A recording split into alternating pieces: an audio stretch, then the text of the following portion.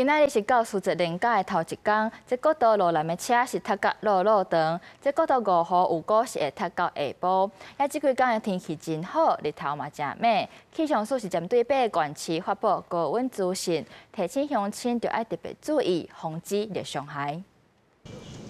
天气真好，民众早起就来公园活动。较无早点，新北5股的高温已经破37度，台中嘉义局部地区的温度嘛拢破35度。气象署发布高温资讯，提醒高温烧热，出外要注意热伤害。过到南部南山的雷阵雨。 午后的部分要留意的是，山区跟南部地区今天可能会有午后雷阵雨。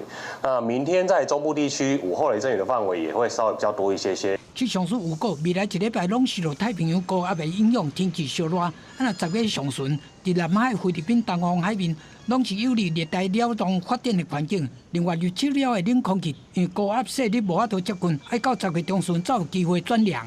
国道的路况，早起出现路南的车阵，我到杨梅到新竹车座时速无到30公里，国三接国五路南的车速嘛无到40，高公桥有国五路南的车阵会持续到下晡，规港路南的车阵是普通是1.4倍。国道5号南向用路人可以在下午5点后再出发，国1、国3用路人可以多利用台61线西滨快速公路，台中往返南投地区可以多利用台63线中投公路。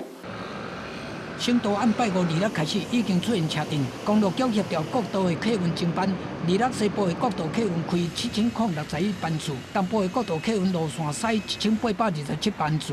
公路局预告因天气好，建议要出来进行爱心了解交通状况。记者综合报道。